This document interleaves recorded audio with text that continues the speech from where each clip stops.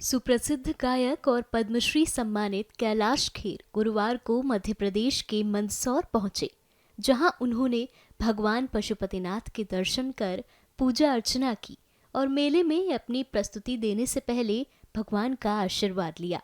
इस बीच पशुपतिनाथ के दर्शन के बाद कैलाश खेर ने क्या कुछ कहा, सुनिए।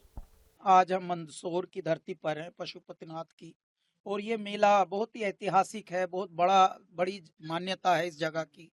और यहाँ के प्रशासन से लेकर यहाँ के ऑफिसर्स, नगर पालिका अध्यक्ष और मेला समिति, सभी लोग बहुत ही उत्सुक थे, चाहते थे कि कैलासा आए और कैलाश खेर और उनके कैलासा बैंड की प्रस्तुति यहाँ हो। 3 साल से भरसक प्रयत्न चल रहे थे, लेकिन कभी हम और कभी ये, ऐसे ही संसार तो ऐसे ही, भौतिक चराचर तो ऐसा ही होता है। मनुष्य तो प्रयत्न करता है, लेकिन परमात्मा के हाथ होती है सब बात। तो सदा वही होकर रहता जो परम पिता चाहता है, और भक्तों के प्रभु दुख हरने को सबके घर जाता है। तो इस बार अब यहाँ भी आए, मंदसौर में भी आज की हाजिरी यहाँ लगेगी। फिर साहब 25 नवंबर को राम मंदिर में ध्वजारोहण का कार्यक्रम होने का है। राम मंदिर का काम पूरा हो गया सर, किस तरह से देखते हैं इस भव्य आयोजन? अच्छी तरह से देखते हैं।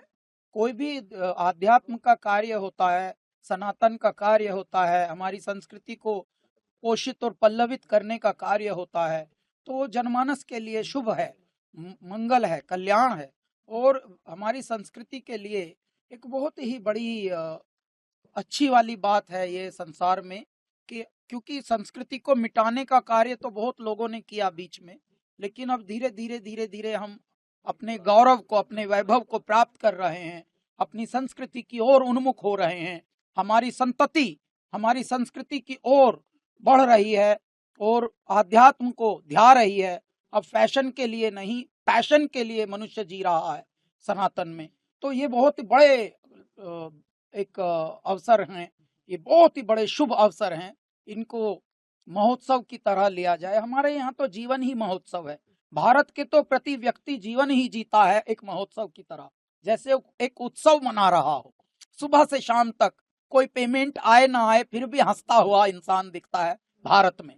पूरी दुनिया में घूम लो, कहीं कहीं आपको ज्यादातर हंसते हुए लोग नहीं दिखेंगे।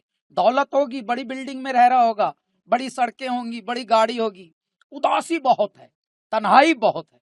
भारत, कुछ हो ना हो जेब में, कुछ हो ना हो पल्ले में, लेकिन ऐसा हंसेगा जैसे ओ लड्डू बट रहे हो मोहल्ले में।